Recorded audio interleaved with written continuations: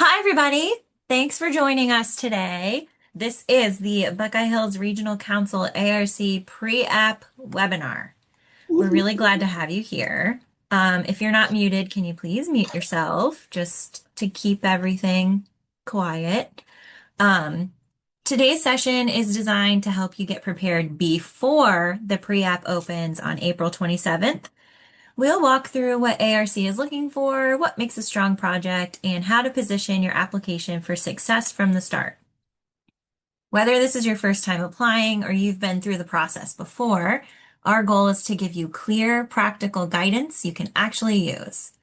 We also want this to be helpful and interactive, so if you have questions at any time, feel free to drop them in the chat and we'll make sure to address them. Quick housekeeping. We are recording this session. We'll be posting it on the website later this week, along with the slides. So you can use this QR code on your screen to access the ARC section of the BHRC website, where you'll find these materials and additional resources to support your app. So I'd recommend bookmarking it because it can be useful throughout the process. Before we dive in, I want to take a quick minute to introduce who we are. Buckeye Hills Regional Council is a council of governments serving 8 counties here in Southeast Ohio. Our focus is really on improving economic opportunity and quality of life across the region. We're also designated as a local development district by the Appalachian Regional Commission, which means we help communities like yours navigate through the ARC funding process, from early project development all the way through application and implementation. So as we go through today's webinar, just keep in mind, we're not just presenting information. We're here as a resource to help you put together a strong, competitive project. Now let's talk about what ARC and GOA area development funding actually are. At a high level, there are 3 funding sources, but they all work towards the same goal, which is moving your project forward. First, you have ARC federal funding. This is the core funding source and typically supports things like infrastructure and workforce development. Then there's ARC's distressed funding, which provides support for counties that are designated as distressed. And finally, state GOA funding helps fill gaps and supports projects at the state level. The key thing to remember is that where your funding comes from depends on several factors: your project type, where it's located, the distress designation, and overall funding availability. This slide helps clarify who does what in the ARC funding process. You start with us. We're your first point of contact. We help you shape your project, strengthen your application, and guide you through the pre-application process. From there, projects move to the Governor's Office of Appalachia, or GOA. They manage ARC funding in Ohio, set state priorities, and review and recommend projects. Finally, projects go to the ARC at the federal level. They set the program guidelines, provide the funding, and make the final funding decisions. So the process flows like this. You start with Buckeye Hills, move to the state for review, and then ARC makes the final decision. That's why starting early with us is so important. We help you build a strong competitive project before it moves forward. And this is how we help you. We help you start strong, shaping your idea and identifying the right funding path. Then we work with you to strengthen your application, walking through requirements, providing feedback, and helping refine your narrative and impact. We also focus on making your project competitive, ensuring alignment, identifying gaps early, and strengthening partnerships. And we stay with you throughout the process, from idea to application to award, helping troubleshoot along the way. At the end of the day, we don't just review projects, we help you build a competitive one. So what makes a competitive ARC project? This is one of the most important points I'll make today. ARC projects must lead to economic development, not indirectly, not eventually, but clearly and directly. A lot of projects we see are good community projects, but they struggle because the economic impact isn't clearly defined or strong enough. So as you're thinking about your project, you need to be able to answer a few key questions. Is this creating or retaining jobs? Is it helping businesses grow or attracting new ones? Is it bringing investment into the region? And just as important, can you clearly explain that in your pre-application? We've actually developed a resource on our website called But Is It Economic Development that walks through these questions in more detail. I strongly recommend using it as you're developing your project narrative because at the end of the day, if economic impact isn't obvious to a reviewer, your project is going to struggle, no matter how worthwhile it is. Now let's talk about what actually makes a strong ARC project. At a baseline, there are three things every competitive project needs. First, it has to solve a real problem, typically critical infrastructure or a clear barrier to economic growth. Second, it should support business or workforce development. ARC is really focused on economic impact, so projects should connect to jobs, industry needs, or workforce gaps. And third, it needs to be shovel ready or very close. That means design work is underway or complete, and there's a realistic timeline to move forward. So those are really your foundation. If those pieces aren't in place, the project is going to struggle. Now, this is where projects start to separate. Yes, you need the basics, but competitive projects go further. They clearly show impact with real numbers. They bring partners to the table. They tell a clear, compelling story that reviewers can understand quickly. That's what turns a good project into a funded one. Before we move on, I want to share something we see every year. Even strong projects don't always get funded, and it usually comes down to a few common issues. First, there's no clear economic impact. If reviewers can't quickly see how your project leads to jobs, business growth, or investment, it's going to be a hard sell. Second, the project isn't shovel ready. If design hasn't started or the timeline is unclear, that signals risk, and ARC tends to avoid that. And third, the project story just isn't strong. That could mean the problem isn't clearly defined, the solution doesn't fully match the need, or the pre-application just lacks detail. And then there are a couple more things that can really hold a project back. One is limited local support. If you don't have committed partners or your match isn't secured, it raises questions about whether the project is truly ready. Another big one is alignment. If your project doesn't clearly fit within ARC priorities, it's competing at a disadvantage right away. And this last point is really the takeaway. Most projects don't fail because they're bad. They fail because they're not ready or not clearly communicated. So let's jump into the pre-app process and timeline. Let's walk through the timeline in a little detail, especially a few key dates that are really important if you want feedback from us. The pre-application opens April 27th and closes June 12th. Now, if you want me to review your pre-application before you submit, there's an important cutoff to keep in mind. You need to have your pre-application completed and ready for review by June 15th. I'll be reviewing applications between June 15th and June 18th, and that's your opportunity to get feedback and strengthen your project before final submission. Of course, I'm always available to answer questions anytime. So if you're planning to take advantage of feedback, working ahead of that June 15th review window is really important. After that, you'll have a window from June 22nd through June 29th to make any edits or improvements based on that feedback. And then June 30th is the hard deadline. All pre-applications must be submitted by that date. From there, we move into review in July with staff scoring.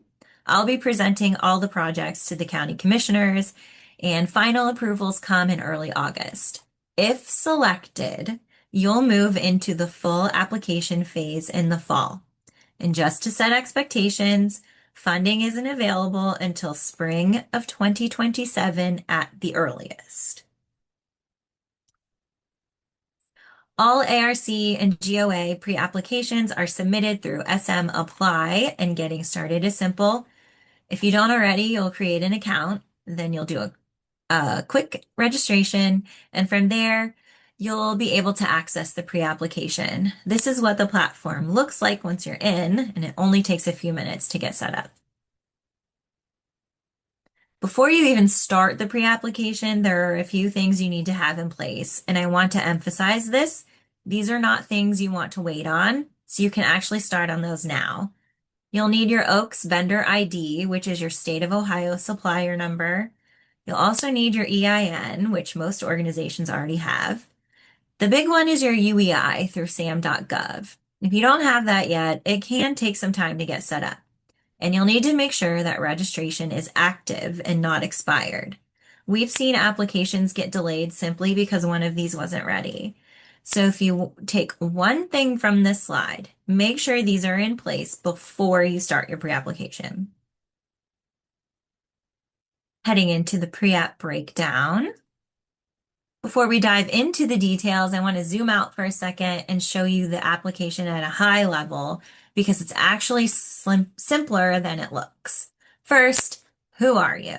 This is just basic contact information. Who's filling this out and how do we reach you if we have questions? Second, who is the project for? This is the organization and any key partners involved. We want to understand who's driving the project and who's at the table. Third, and this is where most of the weight is, what you're actually doing. What is the project? What problem are you solving? What's the timeline?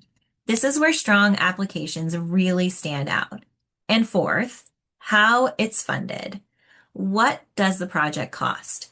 How much are you requesting from ARC? And what other funding is already committed? Remember, ARC is the last money in. If you can clearly explain those four things, you are well on your way to a strong pre-application. Let's start with something simple but really important, your project name. This is often the first thing reviewers see, and it should immediately tell them what your project is. At a minimum, your project name should include two things, what you're doing and where it's happening. So for example, broadband expansion, Meigs County, what you're doing, where it's happening. Compare that to something like infrastructure improvement project. That could mean anything. There's no location and no clear scope. If someone can understand your project in 5 seconds just from the name, you've done it right. This slide is really important because this is how reviewers are thinking when they read your application. They're not just reading your answers, they're looking for clarity in 3 key areas. First is the strategic rationale. Why does this project matter? What problem are you solving? Who does it impact? And how does it align with regional or state priorities? If this isn't clear, the project is hard to justify. Second, the project timeline. When will it happen? Is your timeline realistic? Do you have clear milestones? This is where readiness really shows up. And third, project sustainability. How will it last? How is this project sustained after the grant? Who's responsible long term? This is a big one. Reviewers want to know the impact doesn't stop when the funding does. If these 3 things aren't clearly answered, your project is going to struggle in scoring. Next, let's talk about counties served. This seems simple, but it actually has some important implications. In your pre-application, you'll need to select all counties your project truly serves, and accuracy matters here. This can impact both eligibility and funding. For each county you include, you'll also need a letter of support. Typically, that comes from a local official or a community partner. But the most important thing to understand is this. The number of counties you include can affect your match requirement. So while multi-county projects can be strong, they can also change your funding structure. More is not always better. The goal is to be intentional. Include the counties that truly benefit from the project, not just as many as possible. One question we get a lot is, what actually counts as serving a county? The simplest rule is this. If you can't clearly show the impact, don't include the county. If the county counts, if the project is physically there, or if there's a clear direct benefit to residents or businesses. That could be infrastructure extending into the county or services being delivered there. There are some gray areas like regional programs or shared services. These can count, but only if you can clearly justify the impact. What doesn't count is indirect or assumed impact.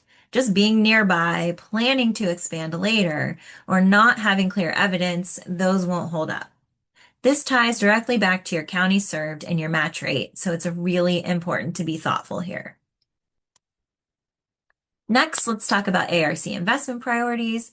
Every project must align with one of these 5 categories, and it's important to note you should be selecting one primary priority. These include business development, workforce, infrastructure, tourism and culture, and community capacity. Some projects could fit into more than one category, but your job is to identify the strongest fit. This is how your project is evaluated and compared to others. So ask yourself, what is the core purpose of this project? That's the priority you should lead with. In addition to ARC priorities, your project also needs to align with a state strategy. So think of this as a second layer of alignment. Just like before, you'll select one primary strategy that best fits your project. These include economy, health and education, infrastructure, tourism and natural assets, and community capacity. The strongest projects don't just align with one or the other. They clearly align with both state and federal. That's what makes a project competitive and easier to score well. So as you're developing your project, you should be thinking about both layers of alignment. This is one of the areas that can feel confusing, but it's actually pretty simple. Every project needs at least one paired performance measure. Here, paired equals matching. A paired measure is just 2 things, an outcome, an output, and an outcome. Output is what you do.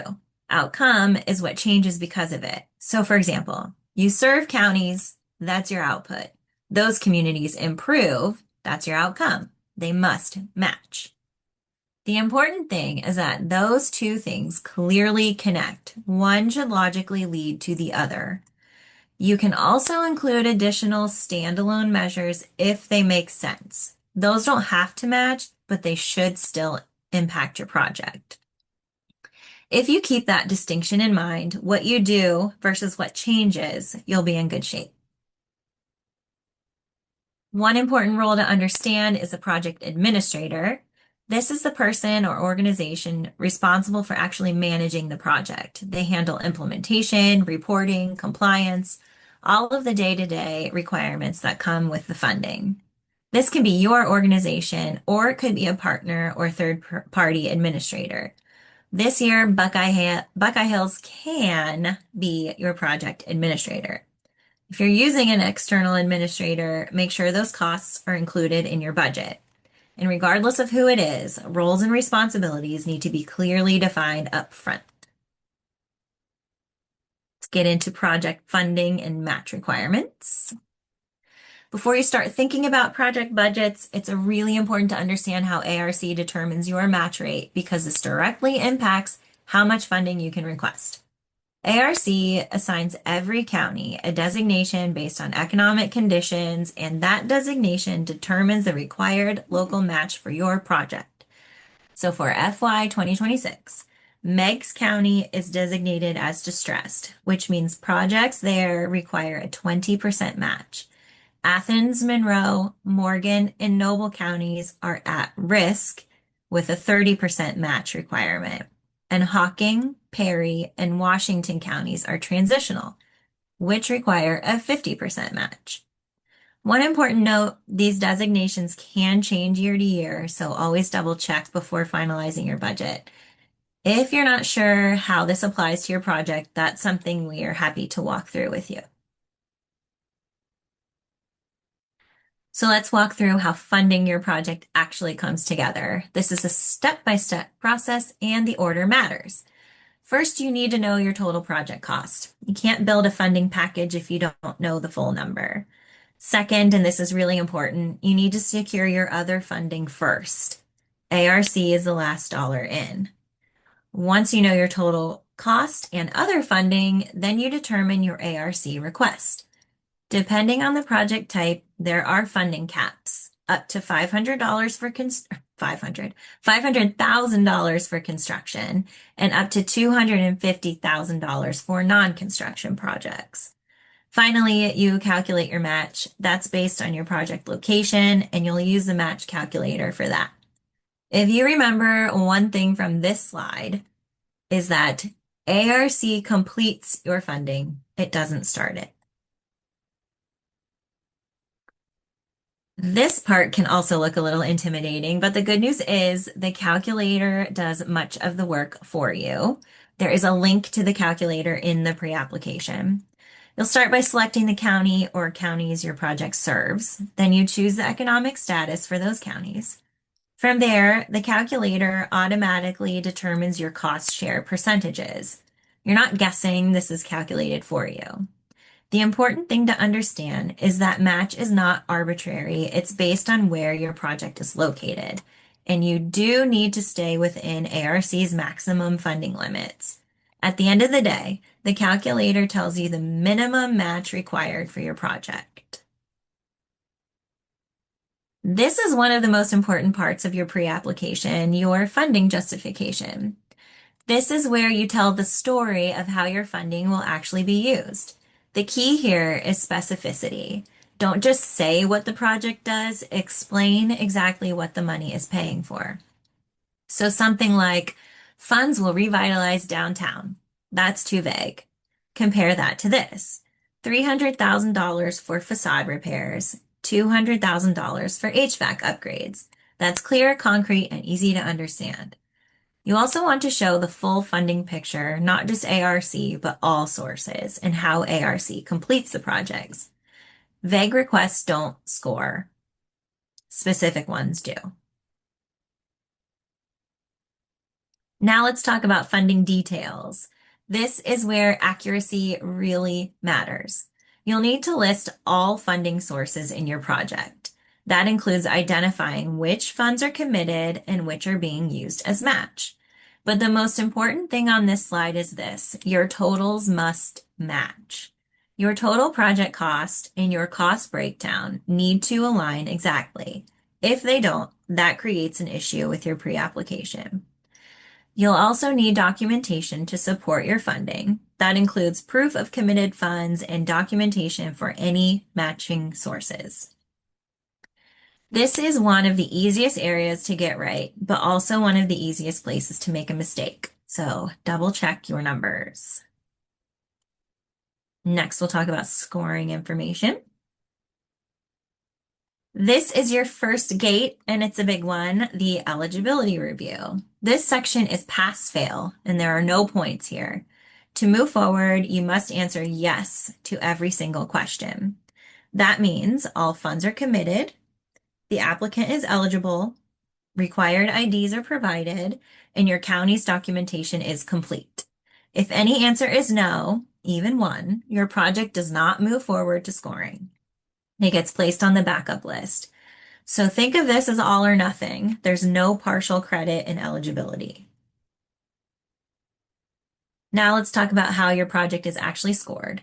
This is an objective scoring process, meaning your application is evaluated based on specific criteria. First is the project impact, primarily the county served. You can serve multiple counties, but it needs to be clearly justified. Next is alignment, and this is really important. You can only choose one regional goal area, and your paired measures must match. They're also looking at sustainability, what happens after the grant ends. This is a yes or no score, so you either clearly show it or you don't. And finally, need and urgency. You need to document why this project is necessary. The strongest projects are focused, clearly aligned, and well documented, not broad or vague.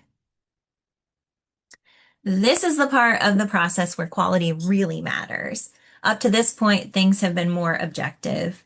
This is where reviewers are making judgment calls. So there's the narrative. They're asking, does this project make sense? Is it clear? Is it compelling? Strategic rationale. Does the pre-application clearly explain the need and the impact? Not just what you're doing, but why it matters. And collaboration. Are the right partners involved? Not just listed, but actually meaningful to the project. Each category is scored from 1 to 10 points. So altogether, this section is worth up to 30 points. This is often where strong projects separate from average ones. The clearer and more supported your story is, the higher your score will be. Now we're going to move on to some frequently asked questions. This is probably the most common question we get. When do you actually receive the funding? The short answer is no earlier than spring 2027. Funds are only available after your grant agreement is signed and your project officially starts. And this is really important. There is no retroactive funding. If you spend money before your grant agreement from ARC is signed, those costs are not eligible. So timing matters. Make sure your project schedule aligns with when funds will actually be available. This is another very common question. Can you apply if your project isn't shovel ready? The short answer is no. Projects must be shovel ready to apply. That means your project is ready to move forward quickly. You've completed or are very close to completing things like design, permitting, and site control. ARC is funding projects that can move to implementation quickly. So if your project isn't ready, it's not going to be competitive, and in some cases, not even eligible. If your project isn't ready yet, that's okay, but it means it's not the right time to apply. If you're wondering who can help you through this process, it's me. I'm your main point of contact for pre-applications. You can reach me at this email or phone number. I'll be honest, email is the better way to go. It's faster. I can answer questions, review your pre-application, and help strengthen your project before you submit it. The earlier you reach out, the more helpful that feedback will be. Another common question, what can actually be used as match? You can have a variety of sources, grants, local cash, loans, and philanthropic funds. In-kind contributions are allowed, but only up to 10% of your total match. So they can support your match, but they can't make up the majority of it, and they need to be clearly documented. Most importantly, your match must be committed. If it's not secured, it doesn't count towards your match. So next steps. Thanks for joining. We covered a lot, but I want to leave you with a few key takeaways. First, strong projects are clear, ready, and aligned. You don't need the biggest project. You need one that's well thought out and well supported. Second, start early. If you're considering applying, now is the time to gather your documents and make sure your funding and partnerships are in place. And most importantly, don't do it alone. We're here to help. If you have questions or want feedback, please reach out, especially during the pre-application review period from May 22nd through June 12th. That's your best opportunity to strengthen your application before submission. Remember, our pre-app opens on April 27th. You'll be able to find a link to it at this QR code. Just keep in mind the final deadline is June 30th with a short cure period in late June. We really want to see strong projects from our region, and we're here to support you every step of the way. So thanks again, and if there are any questions, you can hop off mute and I'll take them. Michelle is also here, so if I don't know, she will know the answer. Are these funds subject to the Buy America, Build America requirements if you are successful? Yes. Yes. Yes, they are. Okay. Good question. Emma, you had mentioned having a letter from every county. Well, first of all, let me Hmm. back all the way up. I Yeah. have given these presentations and I've been in these presentations, and this was one of the best. So Ah, congratulations on that one. thank you. I Thank appreciated you. it. So, I wanted to ask the question around the letters Hmm. and whether for kind of the county support Hmm. letters. Um, so if you're working on a workforce project and you're working directly with, let's just say with workforce development boards that serve Uh-huh. multiple counties. Yes. If you get those letters, does that count for the county, or do you need to get like a commissioner or a mayor or one of those? No, that would absolutely work. You can use a workforce development board as your support. This is really just for Buckeye Hills purposes. It's just letting us know that you are working with a partner in the area. You're not like some outside organization who's trying to sneak in here and say you're going to help us, but you're not really helping us. So yeah, it's just to show that you've been speaking with, working with someone in the region who is aware and is supportive of the project. Excellent. Thank you, Emma. You're welcome. Thank you, Jen.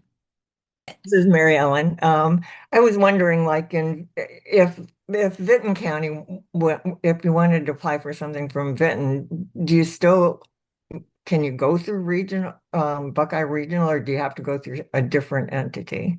So Vinton County is not in our region, but they are in OVRDC's region. And I can send you their contact if you don't have it. Okay, I would appreciate that. Thanks. Okay. Let me write your name down and I'll get you in touch with them and they'll be able to help you. Thank you. Mm-hmm. Are the deadlines the same pretty much Theirs will be for? different. I believe they're still open. Each LDD does things a little bit differently, but we're all generally in the same timeline. It can be off by a little bit, but I'm pretty sure theirs is still open. I'll get you connected to them right after this. Thank you. So don't waste any time. No problem. Okay. If there are no more questions, feel free to go. Remember, we're going to stick this on the website and the slides. If you have questions, please don't hesitate to email me. That link will be posted soon to the pre-application. And if you're not getting the Buckeye Hills newsletter, I suggest signing up because that is also where we will post the newsletter or the link to the pre-application. So, Emma, you do have another yes. question in the chat. Yeah. Jenny Lane says you Mhm. say shovel ready, but the Yes. ARC site makes it seem like there will be non-construction projects able to be funded through this. Okay, so shovel ready, I guess, in a sense, this isn't like a half-baked idea. You have, even if it's non-construction, you have all of your ducks in a row. You've got a timeline that you're wanting to do. Say it's creating a map of some kind. You have all of the people and all of the players and all of the other funding ready to go. So it's not just like, I had this idea yesterday and I want to apply for this funding. I've had this idea for a while and I have all this other funding to help me pay for it and I need a little bit more. That's where ARC comes in. I hope that made sense.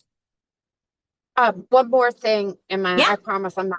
I may still ask. I may keep you all the way to one just to keep it That's fine. straight. I'm kidding. So in terms of the match commitments, if let's say a foundation is going to put dollars in, wants to have dollars in, but their board isn't meeting until after your deadline, or how would you address that? Would that count if you could get like a program manager letter from the Right. foundation that says we're putting this before the board? I want to say yes, but I'm also going to let Michelle chime in here because she's the pro. So, Michelle. I don't know about that, Jen, and you know better than that. You know I'm not the pro. I would say that us taking a look at it from the scoring aspect, Jen, if it's hard. It's one of those weird timeline things because Yeah, yeah. it is because, I mean, first I want to say yes, give us a letter on letterhead signed.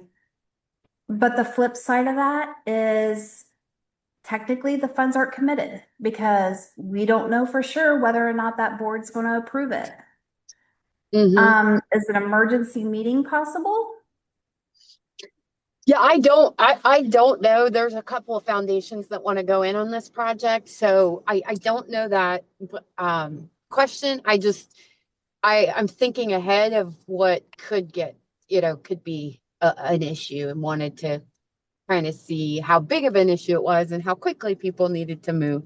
So, yeah, that was the basis of my question. So I completely get that, Michelle, because sometimes you can get those projects that, it's, whatever. But, Yeah, I'm going if to a say, foundation, oh, go ahead, I'm sorry. no, I'm just going to say, Jen, let's go ahead, make every attempt to have an emergency meeting if that is needed. Yep. Because the reason why I'm thinking that is we want to see the funds actually committed.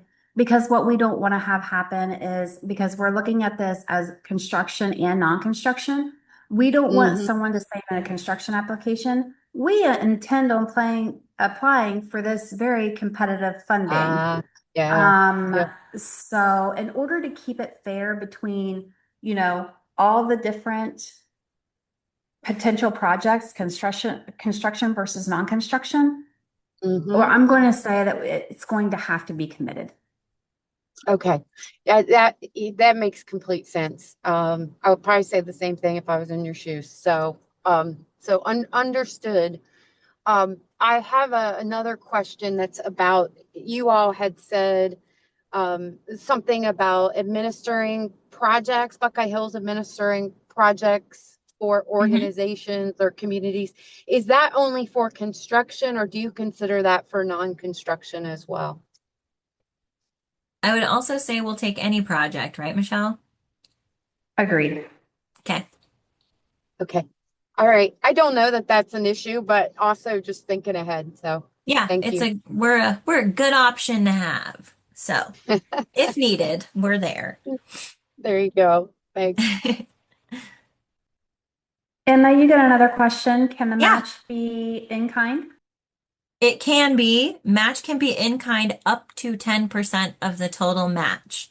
And we limit that because it's really hard to put a number on in kind match. So, we don't want it to be your whole match. So, up to 10%, and it has to be super clearly documented. Anyone else?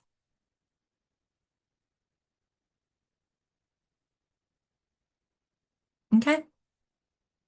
You're free to go if you don't have any more questions. Um, again, email me, sign up for the Buckeye Hills newsletter. And I'm excited to see all of these really super great projects come out of our region. And I'm ready to help you. So let's do it. Thanks, Emma. Thanks, guys. Anyone else?